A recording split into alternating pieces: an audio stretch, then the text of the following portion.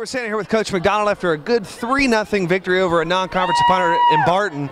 Talk about the non-conference game in the middle of the season where conference is very important. You've got a non-conference game this week. How did that go about preparing? Right. Well, what we're trying to do is clean up some things for the big weekend coming up with Flagler and Armstrong. Barton's really a very good opponent for us. So they really showed their stuff in Game 3. Barton had a hard time in Games 1 and 2, but in Game 3 they really showed themselves. So it gave us a chance to really clean up some passing, try to do a little bit of serve receive, and really try to get ready. We've got to definitely have a challenge ahead of us against Flagler on Friday.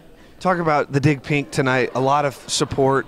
What does this mean for you? You've done it a couple times now. Talk about the meaning behind the idea. Well, the tradition of the Dig Pink and the Side Out Foundation is to obviously bring more awareness to breast cancer awareness in the month of October.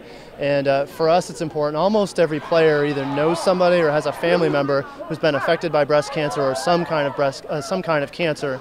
So because of that, I think everybody's affected in one way or the other. Now talk about the final set. You're down a good handful of points. You get a timeout there, and you're able to rally and come back in the win. What was the emotion like? What would you say in those timeouts? Well, as a team, we just needed to kind of settle down and do our thing. We were making a few errors, and Barton was making a few good plays. And of course, that's not a good combination for us. If Martin's going to make good plays, we got to make them back. In simplest terms, we can't hurt ourselves. And we talked about cleaning those things up, and we were able to pull it out in the end. All right, Coach MacDonald, after a good 3-0 non-conference win over Barton.